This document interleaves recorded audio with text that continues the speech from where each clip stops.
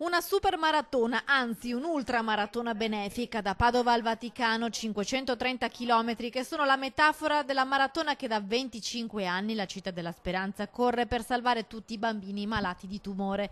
La fondazione, per festeggiare i suoi primi 25 anni di attività e ricerca, ha deciso di correre fino ad arrivare da Papa Francesco, abbracciando idealmente tutti i bambini che soffrono. La fondazione è nata quando praticamente 20 bambini su 100 se la cavavano. Oggi siamo oltre 80, ma il traguardo di arrivare al 100 è ancora lontano.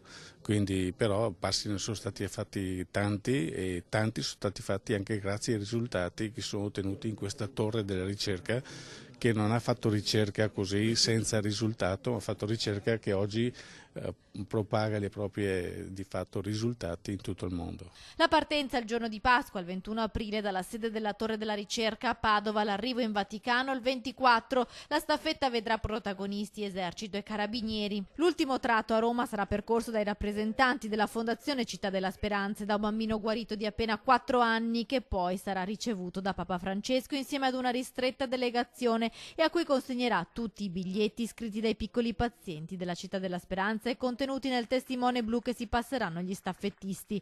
Testimonial dell'evento il cantante Red Canzian. Io lo dico sempre, è una forma di sottile egoismo fare qualcosa di buono, perché il primo che sta bene, se poi tu sei tu, hai capito, perché ti senti bene, ti senti a posto, per cui nessun atto di eroismo, è un dovere. L'ultramaratona da Padova al Vaticano è un modo per far conoscere a tutto il paese i grandi risultati portati avanti dalla ricerca della Città della Speranza per combattere le neoplasie infantili e l'importanza del sostegno della gente a questo grande progetto d'amore. Il nostro obiettivo è di andare oltre quelli che sono i 10 milioni di euro di raccolta fondi e oltre.